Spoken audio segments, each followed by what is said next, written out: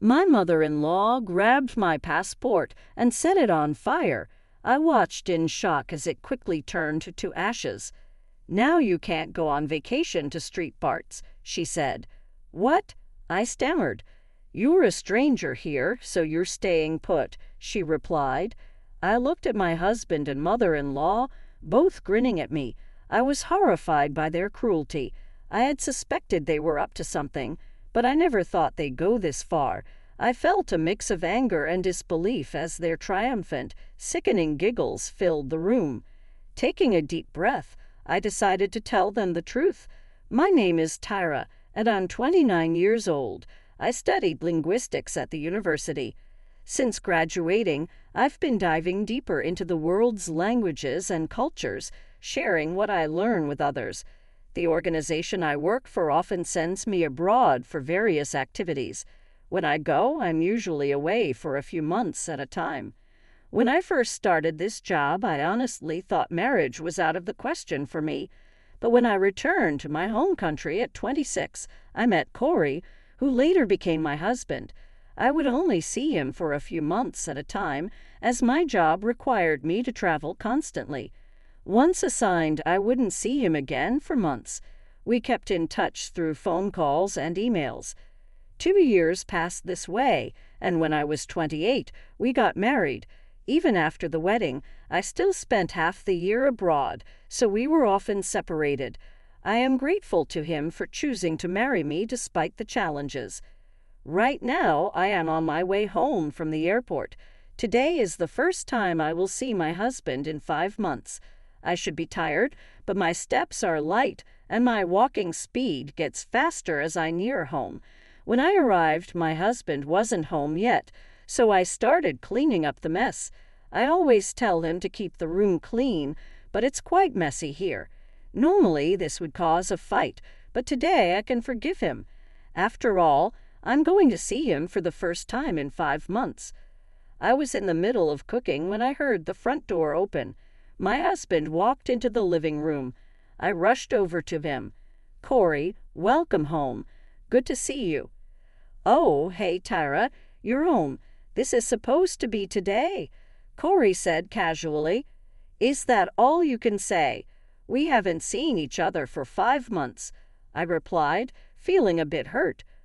"All right, but we've been living like this for a long time, so I'm used to it." "What? Can you at least say you missed me or something?"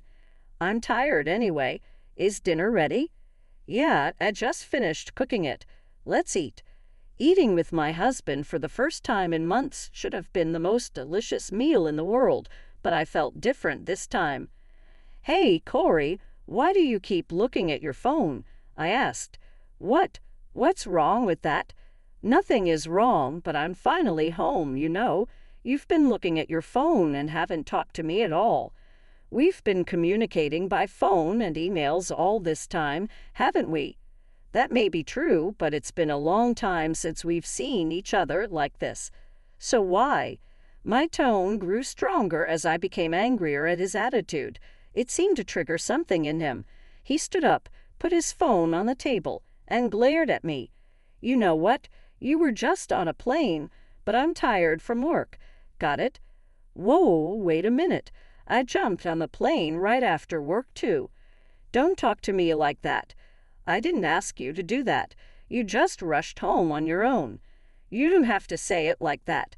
I missed you, you know." "I didn't ask you to come home. If you're going to be like that, don't come back at all. You're annoying, Tyra." He slammed at the table and stormed out of the room without touching his dinner. What's the matter with him? Why did he talk to me so coldly? I hadn't seen him for a long time. Was I the only one who was happy to see him? What was the point of rushing home? Tears streamed down my cheeks, dripping onto the table. The reunion with my husband had turned out to be even sadder than I had imagined. The next day, his attitude didn't change. When I said good morning, he gave me a cold stare. "I envy you, you know. You can just lay around at home all the time while you are over here." "No, that's not true. I have a lot of work to do, actually, like summarizing our activities and looking over materials for the next training session. There's a lot to do, more than you know. Either way, it's something you can do at home. I'm really jealous you get to spend half the year like that. I wish I had a cushy job like that. Hey, you don't have to put it like that. Well, I'm just a company man, so I got to go to work. You relax here, princess. What the hell, Corey? Ignoring me, he left the house. We had a few fights before our marriage, but my husband had never been this sarcastic to me. This was the first time I was so confused by his words and actions. I wondered if there was anything I could do to help the situation. While reading work-related materials, I decided to clean the house. As I was vacuuming and changing the beddings, my phone rang. It was my mother-in-law. "Hello, Tara here. Long time no see, Tara. I heard you're back. I heard you came home yesterday." "Yes, I did.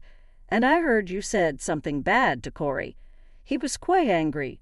Sorry, but it's nothing that would bother you, you know. Well, listen, I've been thinking, since you are here, why don't we go on a trip with the whole family?" "What?" I couldn't help but let out an unexpected sound. Without waiting for my response, my mother-in-law continued, "Actually, I was just talking with my husband about going to Street Bart's Island, and then Corey started saying he wanted to go with us." "What? That's so? Tyra, you are used to going abroad, right? I wonder if you could help us with hotel reservations and stuff." "Me? Or maybe you can't hear what your mother-in-law is asking you to do." I felt my mother-in-law's voice getting colder. She didn't really want to travel with me. She just thought it would be more convenient since I'm used to traveling abroad. She had been sarcastic toward me ever since we first met at the wedding reception. It's been 2 years since we got married, and it's still the same. I often received messages from her while working abroad. "How can you be a wife and be away from home for months at a time? If you don't take care of the house, I'd rather have my son marry another woman.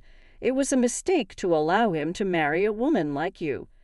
Those were the kinds of texts my mother-in-law used to send me. So I didn't have a good feeling when I got the call, but I never thought I would be taken advantage of for a family vacation. However, maybe it is better than being verbally abused as usual. I was angry at myself for not being able to say no, even though I knew I was being taken advantage of. A few hours later, my husband came home from work in a better mood than he was this morning. He threw his briefcase on the sofa and, with a big smile, called out to me, "Mom called you, didn't she? We can take you on a trip to Street Bart's." "Yeah, I heard, but you know what? You're not thinking of turning it down, are you? Mom asked you to come with us." "I know, but why don't you just go with your mom and dad like you originally planned?" As soon as I said that, my husband's eyes changed. He clicked his tongue, and his attitude shifted to one of intimidation. "You need to learn to read between the lines. The only time you'll be of any use to us is when we go abroad. You don't have to talk like that. It's true, isn't it? Anyway, you book all the flights and accommodations, and everything should be under my name." "What? Corey, you are going to pay for the whole trip." "What are you talking about? You and I will split it 50-50. It's a small price to pay to show some respect to our parents." "What is that? If you've got time to laze around at home, make the reservations now." "This is wrong. I don't want to." "What are you mumbling about?" My husband took a beer out of the fridge and drank it down in one gulp. I had so many things on my mind, but I didn't know what kind of repercussions I would face if I rebelled. I felt ashamed, but I had no choice but to do as my husband and mother-in-law told me. I made all the arrangements for the flights and accommodations for the trip to Street Bart's, just as my husband instructed. On the day of the trip, I was supposed to pick them up at my parents-in-law's house and go straight to the airport. Just a few days before our trip to Street Bart's, I couldn't sleep. When I woke up in the middle of the night, my husband, who was supposed to be next to me, was not there. I went to the living room and heard his voice. Apparently, he was on the phone with someone. "Oh, it's okay. It's all okay, Mom. I'll be there first thing in the morning as planned. Mom, please do the passport thing anyway." Seriously, I am looking forward to it. I'll make sure to introduce her to you when I get back." I felt a little stuck on some of the things he said. Passport, introducing her. He said, "Mom," so I was pretty sure it was my mother-in-law on the other end of the phone. There was definitely something going on between my husband and my mother-in-law. In the first place, it didn't feel right for him to ask me to go on a trip with him. What would they do to me if I went to my parents-in-law's house? I didn't know all the details, but at this point, there was no other way to be sure. I decided to take the utmost precaution until the day of the trip. Then came the day of our trip to Street Parts. I got into the car with the carry-on case and my handbag that my husband had asked me to prepare. I packed my husband's personal belongings in the handbag, and he and I headed for my in-laws' house. Our trip to Street Parts was about to begin. Whatever was in store for me, I had to take it. I walked into my in-laws' house with my husband, determined to make the most of the trip. We were greeted by none other than my mother-in-law. "Oh, hi, Tyra, you're here. It's been a while. Good to see you. We're almost ready. I'm going to grab a few things for the trip, so you will have to wait a little longer, okay?" my mother-in-law said. "Take your time," I replied. "Oh, and Tyra, could you bring the carry-on case from the other room? It's heavy, so please do it with Corey." "Okay, got it." I didn't miss the moment when my husband and mother-in-law exchanged a look. I had my passport in my pocket, just in case. My husband urged me to grab her carry-on case, so I did and walked back into the living room. There she was, my mother-in-law, with a smirk and a raised eyebrow. She had my passport in her hand and was flaunting it. "Now you can't go on the trip to Street Parts," she said. "What do you mean?" I asked, my heart sinking. "I'm going to burn this passport right now," she replied. "What did you just say?" "I was only using you for the trip arrangements in the first place. You're a stranger, so you'll be staying here." I watched in horror as my mother-in-law went to the kitchen, lit my passport on fire with a lighter, and burned it to black ashes in the sink. When it was completely burned, she turned to me with a triumphant smile. "We did it," she exclaimed. My husband jumped up and down with joy. "Yeah, Mom, we made it. Now it's just the three of us on this trip. We'll be able to meet Corey's new girlfriend when we get back." "Yeah, I've already arranged that. We don't need this useless woman anymore. That's my son. You know, when something isn't working, you fix it." He took his cell phone out of his pocket and showed me pictures of him with another woman. He looked down at me with a triumphant look on his face and said, "I am not divorcing you for the sake of my reputation, but you're staying here during our trip. When we come back, I'll move in with her and you can go away." Taking my husband's lie as a cue, my mother-in-law began to laugh maliciously. The look on their faces was pure evil. At that moment, I knew I didn't deserve to be part of a family with these people any longer. I grinned and said, "By the way, whose passport is that?" "Huh, what are you talking about? Of course it's yours. I took it out of your handbag, so it's your passport."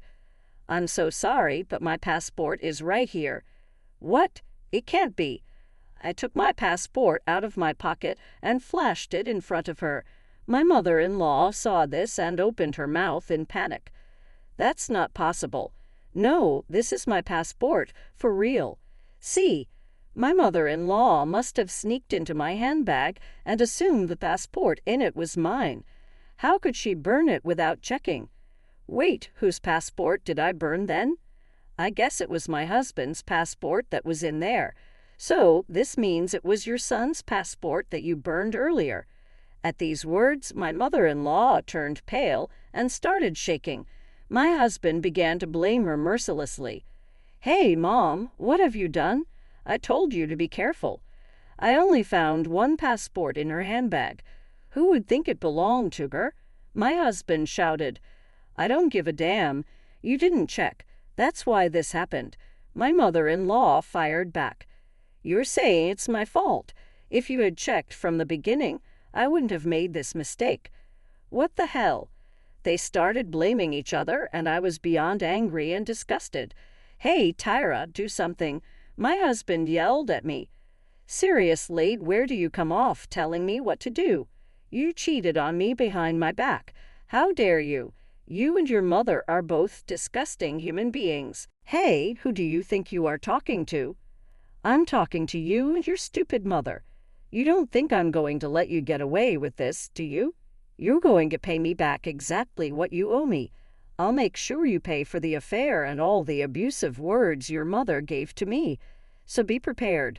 Just then, my father-in-law came downstairs. "What's going on? What are you doing?" I told him everything, and he was furious. The trip was canceled, my mother-in-law got a divorce, and my husband was disowned by his father and never allowed to come home. I consulted a lawyer and divorced my husband. I also demanded alimony from him and my ex-mother-in-law. They had to pay it in one lump sum. Corey also had to pay for the cancellation of the entire trip to Street Barts. They are the type of people who don't save money, so there was no way they could pay the alimony in one lump sum.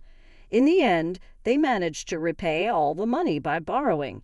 Now my ex-husband lives with his mother, and it seems like they are just barely making ends meet.